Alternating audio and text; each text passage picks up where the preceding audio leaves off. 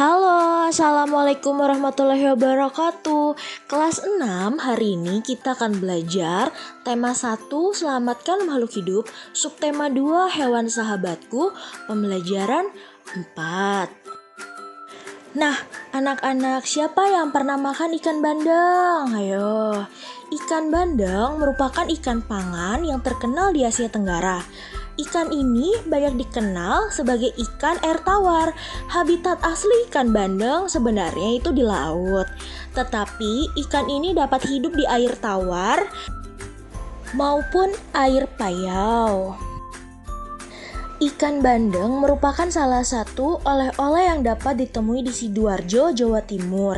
Banyak orang menyukai produk jenis ikan ini. Edo membawa oleh-oleh ikan bandeng asap dari Sidoarjo. Ia membawa satu ikan ke sekolah untuk dibagikan kepada teman-temannya saat makan siang. Potongan ikan hanya cukup untuk 6 orang. Saat makan siang tiba, selain sahabatnya, 3 orang temannya yang lain ikut bergabung. Semuanya ada sekitar 9 orang mengelilingi meja kantin. Nah, Edo pun bingung. Kerjakan soal latihan di bawah ini. Yang pertama, apakah yang harus dilakukan Edo saat ketiga teman lainnya datang? Kemudian yang kedua, apakah yang harus dilakukan ketiga teman Edo saat tahu jumlah pasangan ikan tidak cukup untuk semua orang? Ketiga, apa yang sebaiknya dilakukan oleh Edo, Dayu, Beni, Udin, Siti, dan Lani agar semua mendapat bagian ikan yang sama? Anak-anak, setelah mengerjakan soal, mari kita ke materi selanjutnya ya. Nah, anak-anak, mari kita pahami kembali 5 sila Pancasila. Kalian tentu masih hafal kan isi dari Pancasila? Nah, mari kita sebutkan bersama ya, Pancasila. Yang pertama, ketuhanan yang Maha Esa. Yang kedua, kemanusiaan yang adil dan beradab. Yang ketiga, persatuan Indonesia. Keempat, kerakyatan yang dipimpin oleh hikmat, kebijaksanaan dalam permusyawaratan dan perwakilan. Yang kelima adalah keadilan sosial bagi seluruh rakyat Indonesia. Nah, berikut contoh pengamalan sila keempat Pancasila dalam kehidupan sehari-hari. Pertama adalah mengikuti pemilihan umum, misalnya pemilihan presiden dan wakil presiden. Kedua adalah melakukan musyawarah untuk menentukan jadwal ronda di lingkungan tempat tinggal. Kemudian yang ketiga adalah mengikuti pemilihan ketua kelas dengan tertib.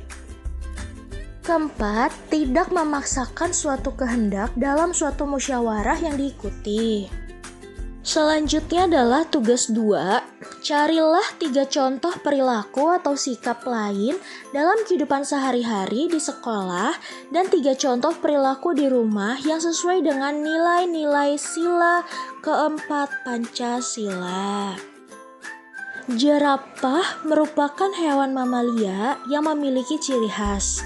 Keunikannya adalah tinggi tubuh jerapah dapat mencapai 6 meter dan panjang leher jerapah dapat mencapai 5,5 meter. Umumnya, tubuh jerapah jantan lebih tinggi dan lebih berat dari jerapah betina. Meskipun mempunyai tubuh yang tinggi dan besar, jerapah dapat berlari dengan cepat. Makanan jerapah berupa dedaunan. Jerapah tinggal di padang rumput yang luas dan terbuka. Jerapah hidup bersama dalam kelompok. Dalam satu kelompok biasanya terdapat 10 jerapah. Kelompok tersebut biasanya tidak memiliki pemimpin, sehingga seekor jerapah dapat meninggalkan kelompoknya dan bergabung dengan kelompok jerapah lainnya. Jerapah berkembang biak dengan cara melahirkan. Jerapah memiliki masa hamil yang cukup lama, yaitu 15 bulan. Induk jerapah biasanya menjauh dari kawanannya ketika akan melahirkan.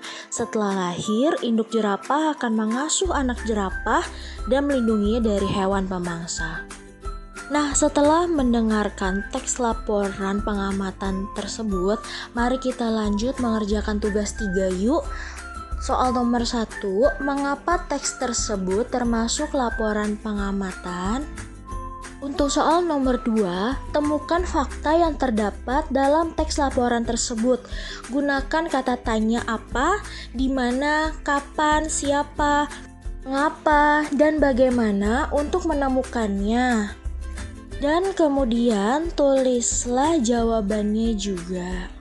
Untuk nomor 3, temukan ide pokok pada setiap paragraf 1, 2, dan 3. Selamat mengerjakan.